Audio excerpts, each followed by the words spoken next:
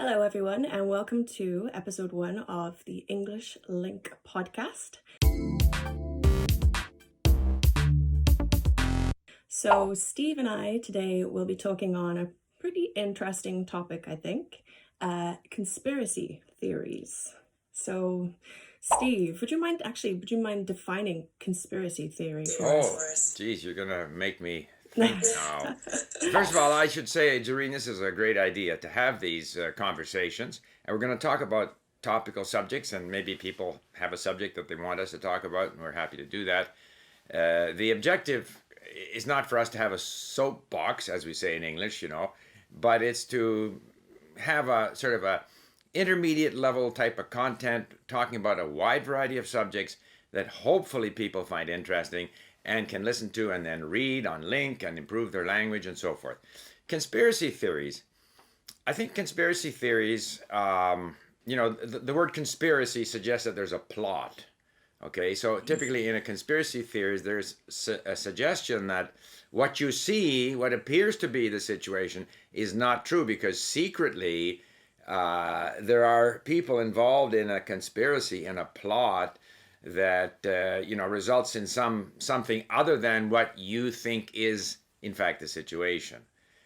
For example, apparently in the United States, there's something like 40% of the people believe that 9/11 was an inside job, or was not committed by the people who are identified as the perpetrators. In other words, the people from Saudi Arabia primarily, and I think one from Egypt. I can't remember which countries they were from, but they went to the United States. I mean, there's a whole description of the process that the investigators discovered that they had been to the United States, they took flying lessons, and that they, committed this dastardly deed. But for whatever reason, 30 or 40% of the people believe, no, this was, the CIA, or it was George Soros, or whatever. They got all kinds of other theories. So that's a typical conspiracy theory.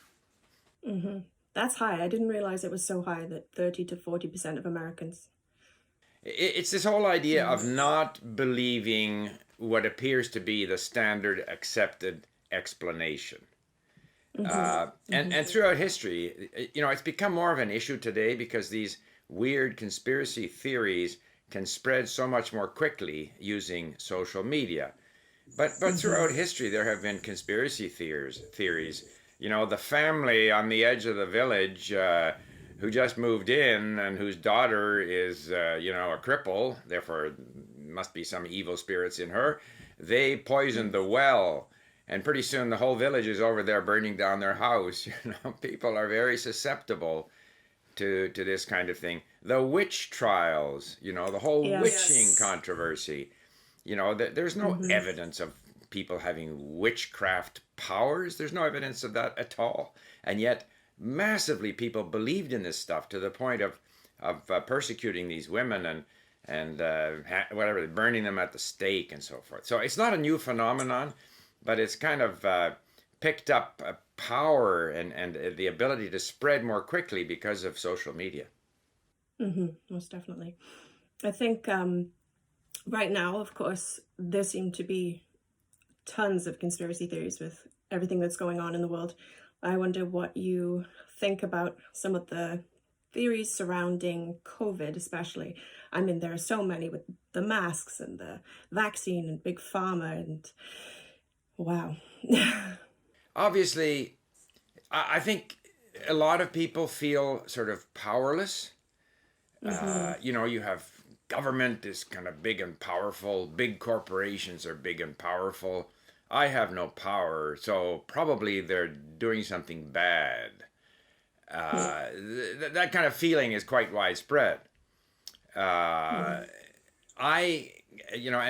was reading somewhere that apparently this guy Rush Limbaugh, who is a radio host in the U.S., said that the 4 sources of information that you must avoid are the government, scientists, the media. What was the 4th? Scientists, you don't listen to them. You don't listen to the media. You don't listen to government. And there was a 4th one. At any rate, whereas to me, I prefer to listen to the experts. Mm-hmm. That's not to say that the experts are always 100% right, and it's not. Scientists change their mind on things. Science, by definition, and most explanations are theories. Theory suggests that if someone comes up with a better theory, then that will become the new science. But it's always open. They're supposed to be relying on evidence. So in the case of COVID, for sure there have been, initially it was thought it was this way or it was that way or it came from a bat or it was something else. There is no evidence that COVID was, the Americans suggest that it was cultivated in this lab in China. The Chinese suggest that it was the CIA or the American Army that did it. There's all kinds of stuff. But I'm a great believer in Occam's razor. Occam, who was a famous, I guess, philosopher, monk in the 14th century in Britain, he said, basically, you should use the simplest explanation. That's most likely to be correct, because the more complicated explanations usually have so many rabbit holes that you can't really pursue it to determine whether it's true or not. Whereas a simple explanation, you go there and you look at the evidence behind the simplest explanation. That's where you go first. And the likelihood is that you'll find that that's the correct explanation. So on this COVID thing, I totally accept the idea that I'm not a scientist, but it did come out of China. People were aware of it, not just in China, but if they were aware of it in Taiwan, late December, early January, they were aware of it in every country. They knew about it. And it wasn't done deliberately. And insofar as the masks are concerned, there's maybe 8 studies that say that masks are effective and 2 studies that say they're not very effective. But again, you have to look at the information. Like the study that says they're not very effective, when was it done? How widespread was COVID at that time? Are they talking about the ability to protect you, or are they talking about the ability to prevent you from spreading it to others? You have to look at the actual information that's there. So I think there's a lot of conspiracy theories out there based on, information that's not very verifiable. So if you get back to Occam's razor, complicated explanations, but you can't actually go there to prove or disprove any of these suggested explanations. Whereas the simpler explanation is easier to track down. So in the case of masks, okay, there's been Google, scientific studies on masks, and you'll find 8 go one way and 2 go the other way. So then read them carefully and make up your own mind. But most of the people who are saying masks don't work, they haven't done any of that work. Exactly. I think there's a lot of distrust in the fact that a lot of governments, the Canadian government being one of them, at the beginning of this whole thing said that masks weren't effective. You don't need to use a mask. Maybe there's talk now of that being maybe because there weren't enough masks to go around. There weren't even enough masks for healthcare providers at the time. So maybe that has something to do with it. But then maybe there's a bit of, distrust in the government from then onwards. And then maybe confirmation bias, I feel like, too. There are certain groups of people who, like in America, the whole movement to, it's my freedom, it's my body, I shouldn't have to wear a mask. And so those people kind of seek out sources of proof that the masks don't work, and they latch onto that, even if, like you say, there is way more information saying the opposite, that they actually do work. So that's interesting. I mean, I remember in March, we were in Palm Springs, my wife and I, and we flew home. We both wore masks. The minute, even in early March, most of the information I saw said that masks are effective. I do remember that our chief sort of health officer in Canada, and even the messaging here in BC was, well, you can wear one. It won't protect you, but it'll prevent you from spreading it to others. But the most important thing is social distancing, washing hands, and so forth and so on. So it was like a soft suggestion to wear a mask. And that reflected the position of the World Health Organization. Subsequent to that, there were a lot more studies done, particularly in Hong Kong and Taiwan, where they're used to wearing masks. It's culturally, if they have a cold, they wear a mask so as not to spread their cold. So it's much more acceptable there. But then they have very, to my mind, persuasive studies showing that masks actually work both ways. In other words, the suggestion was that if you wear a mask, you're going to catch 70% of what you might spread to another person. You'll catch 30% of what another person is going to spread to you. So if you combine the two, it's actually quite effective. If the infected person has a mask and the non-infected person has a mask, you're significantly reducing the spread. But if you're all standing together in a crowded space and the air isn't moving, chances are it's not 100%. And I think that was part of it. And I think you're right that they were afraid when there was a run on these surgical masks and there weren't enough surgical masks for healthcare workers. They didn't want, like these long lineups at Walmart to buy toilet paper. They didn't want there to be a run on surgical masks. Right. But the fact that they've changed their position, I don't see why that's... People change. They learn more. And as they learn more, they provide different advice. Yeah. And now... Yeah. Go ahead. I was going to say now with the... these vaccines, so I think we have, is it 2 or 3 on the horizon that are 95% success rate, which is great. And now you read, or I've been seeing more and more people saying that, I definitely won't take it. So I think 3, I don't remember the statistic. I actually think I read this earlier, but people are unsure, and it makes sense for many reasons. One, and I have to say I'm in this camp too, it's quick. It's quicker than usual, so there's a little trepidation there. But then you hear of people saying that, Bill Gates is putting nanotechnology in the vaccine to track us. So someone's making money. The person who started the whole thing is making money on this vaccine, and so I won't buy into that. So if we look at that, Bill Gates did this on purpose to put nanotechnology in our brains. So is there any proof of that? I don't know. Any proof? Has anyone ever put nanotechnology inside anyone? Any proof that Bill Gates all by himself managed to orchestrate this pandemic on all continents? Like, that is just such a totally implausible explanation. The simpler explanation, an explanation that can be tracked down to this, market in China. Deal with that one first. If you can disprove that, fine, but don't bring on this other extraneous stuff. I think, unfortunately, in the States, I think something like 40 or 45% of the people are willing to take the vaccine. In Canada, it's 60 or 70%. That's partly because of the messaging from political leaders.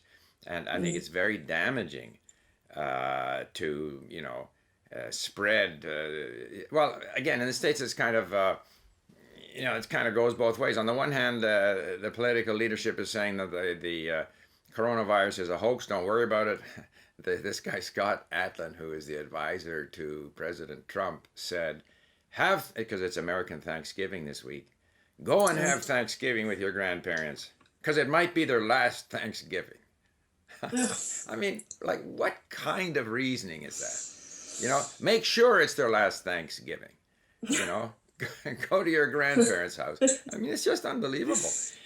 So on the one hand, it's a hoax, but on the other hand, Trump is trying to claim credit, like as if he single-handedly discovered the vaccine, or as if he was the only, the U.S. government was the only government in the world that put money into vaccine development. Every government has put money into vaccine development. Every scientist has been working as hard as they possibly can. And there are vaccines coming out of Germany, coming out of Israel, coming out of wherever. Even in Canada, we have 2 or 3 different projects to find a vaccine.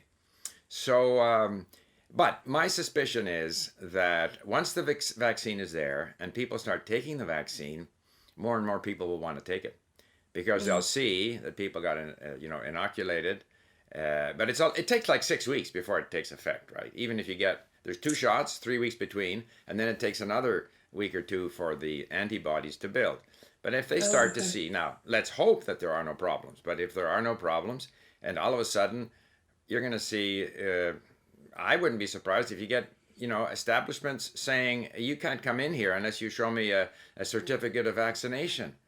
That's going to get people vaccinated pretty quickly. So asking people Yes, yeah. theoretically now about a vaccine that is still not yet approved in a situation where no one has taken it, do you want it? I don't think what people say has that much significance. We'll see when it's out here. We'll see what's happening in February. I suspect most people will be lined up to get it.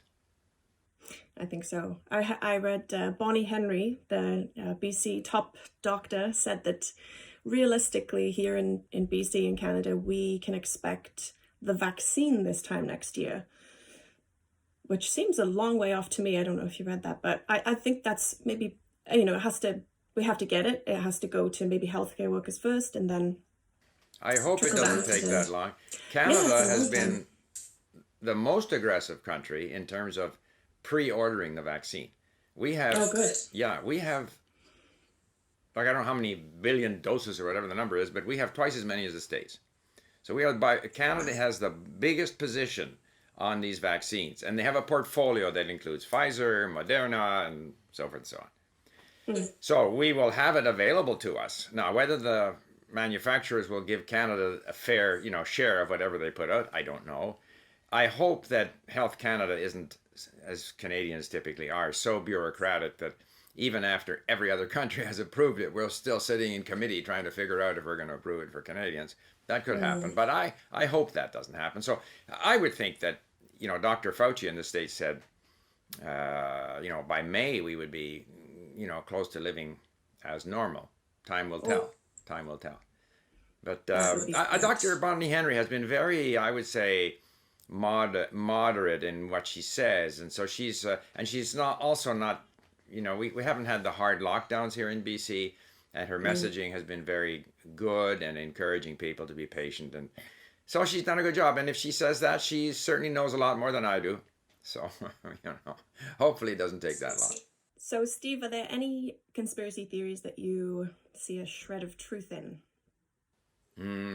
Well, none comes to mind right now, but perhaps there are. But when you say a shred of truth, in all the conspiracy theories, there are elements that are possibly believable. But the question is, are they verifiable? And so I can't immediately think of something. You might have some in mind where there is, taking something that's conceivable, possible, but not verifiable. I can't think of any. It's like, I'll give you an example. So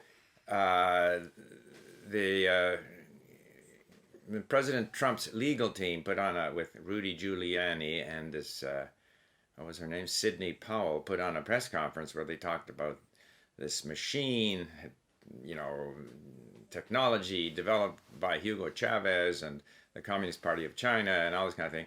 And I tweeted something to the effect of, this is amazing that the legal team of the president is spewing such nonsense. And somebody came back on Twitter and said, well, it's quite possible. Look at the stats. So so then what can you go there and verify? The point being that so many people in Detroit voted for Biden instead of Trump. That's not possible. Or when the votes came in was past a certain point. And there are actually very valid explanations of why that is. In fact, the support for Trump in Detroit went up compared to the previous. But so that's not, so anything that's put forward as a reason why it might be the case, if it is verifiable, you chase it down. If it's completely unverifiable, I just dismiss it. So I don't know, maybe you can give me some examples of somewhat believable conspiracy theories. Just speaking from personally, a recent one, the Jeffrey Epstein suicide in prison. We can't prove that it wasn't a suicide. He was supposed to be on suicide watch, and the camera was mysteriously not working, and the guy who was supposed to be watching him was asleep or something. It's all very suspicious. Of course, the conspiracy theory being Jeffrey Epstein can ruin the lives of many, many powerful and rich people in the world, and so they don't want him to get his chance in his day in court. They don't want him to reveal them, so they had him killed. I think Maybe. that is I think possible Mm, because it's very strange that those cameras were not working. It's mm-hmm. very strange that such a high profile prisoner was allowed to take his own life. Very Yeah. strange. There you have a situation where the conspiracy theory, it's not possible to prove it not true. Mm-hmm. And the explanation that yes, the guard was asleep, yes, just so happened the cameras weren't working. Apparently there's more in terms of the bruises on his neck and stuff. So I think Mm, the official explanation has as many question marks in it as the conspiracy theory. So mm, it's not an open and shut situation. mm, You know, mm-hmm. I agree. it's not completely implausible. Mm-hmm. I mean, in a way, but yeah. So I would say that I would say that I'd be looking to find. I think there should be an inquiry, a Mm-hmm. proper I inquiry, agree. and I suspect they could find certain things. It's like whether Lee Harvey Oswald is actually the person who shot Kennedy. I find that Mm-hmm. why maybe, but I think that those things. But I wouldn't go out spreading the theory that actually he was shot by someone else. Nor would I go out Mm-hmm. and say, with regard to Epstein, that it was either Trump or Clinton that had him killed. I don't have any Mm-hmm. evidence of that. But I would take with a great deal of skepticism the official explanation that he just happened to commit suicide and everybody just happened to be asleep and the cameras weren't working. I find that Mm-hmm. difficult. Yeah, me too. Yeah, for sure. I mean, we have every right to be skeptical. We have every right to question. But in order to avoid going down what they now the popular term rabbit holes, Mm-hmm. I prefer to deal with explanations that where there's some possibility of verifiability, Mm-hmm. and I wouldn't go out and spread rumors based on essentially no evidence. Mm-hmm. When yeah, so Like the whole flat Earth thing. That to me is when I thought of the topic conspiracy theory. For me, the most recent. There have been many wild conspiracy theories out there, but it is amazing to me that in today's age of science, at something so all like we know that the Earth is not flat. We've known it for a very long time, but there are groups of people, and if you watch documentaries and look online, there seem to be quite a few people who truly believe that the Earth is flat, and we're all being lied to. For what reason, I'm not sure. It's amazing.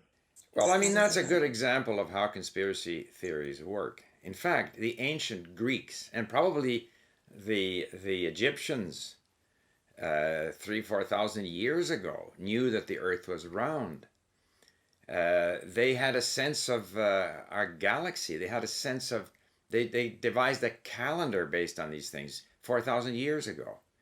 However, there are people who feel, that sort of what they really don't want you to know, like I know, but everyone else is pulling the wool over your eyes. Mm, So it almost doesn't matter what the issue is. People find a sense of self worth in taking these mm, positions. So the mm, conspiracy theory is almost like it's there's a psychological need to appear to be someone who is smarter than the herd. I'm not like this. right, I think for myself. right. Yeah, and then they find community with other people like that. Mm, Yeah, that is it's I interesting. mean, yeah, flat Earth. Yeah. Yeah. There's a very interesting, I think it's a Vice documentary. If you really want to, they go deep into that world, they go to a convention, and Flat Earth it's, convention. yep, yeah, somewhere in the States. It's a really interesting documentary, but yeah.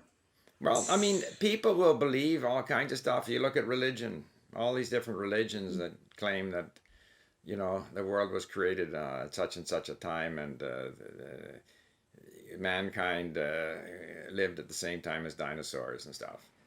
Or, I mean, there's stuff that science has proven to be incorrect, and people. That's why I say Rush Limbaugh said, "Don't listen to science."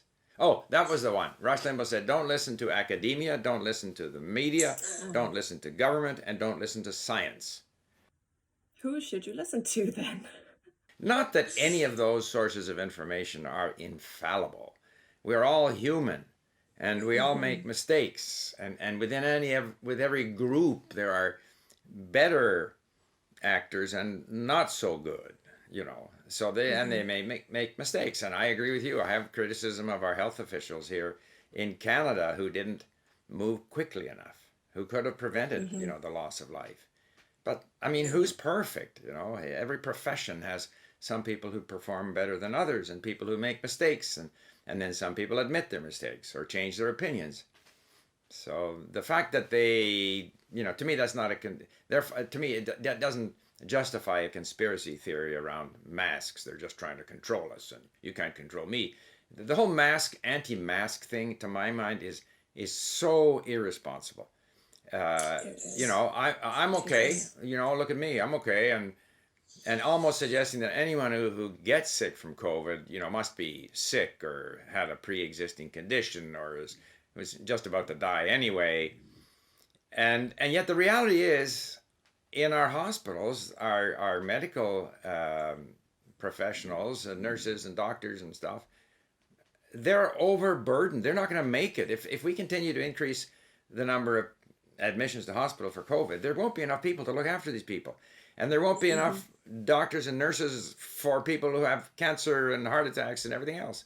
So you sort of exerting your right to not wear a mask, you're actually condemning other people to death. So that's not freedom. I don't have the freedom to just plow through a red light because chances are I'll survive. Yeah, but there's also a good chance you'll hit someone.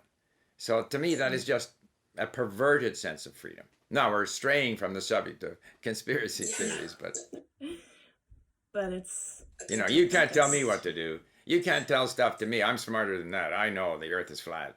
All of this kind of thing is, yeah. And people who don't think that the hospitals are full of COVID patients. We've had that here. They go to the hospital and say, show me where.